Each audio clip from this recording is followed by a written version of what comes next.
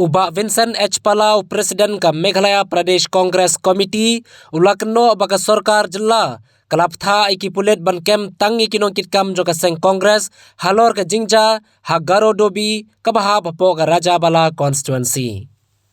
Laban kedua hang ni bahanin kasengi ka arpenyo tarik urisau, hadu kumba nyongut ki Briew kila mensau jur, nakadau balami ke jingi kaja, hapdang kinongkit kam ke seng Congress, bat kinongkit kam ke seng National People Party, hagaro dobi.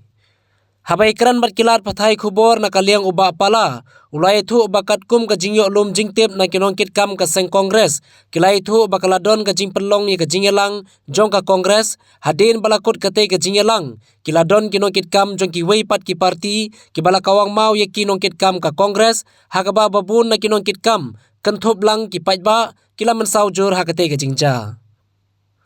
Ubak palau la keno ru da kabaong, kabalengo kalong baka Sorkar MDA kabalailam da ka NPP, kala Phahkem tangi kinongkit kam jong ka seng Congress, bat la Pyllait gitu ki Briew ki bala sedang man kawang mau, ya ki Briew jong ka seng Congress, halor kate ka benta, na kaliang ka seng Congress, kalada ban ujor da ka ejahar. Ulo ongru baka ne kala banlong ka jinge sela namar baka NPP, kala tip baka Congress Party, kala khlain bha menta, ban ka sedang ban thau da kilat ki linti, ban khanglat ban penting pensir ki Katba, ban kersan ye ka seng Congress. The meeting was over. I think some of the rival candidates they threw stone on our party when they coming back.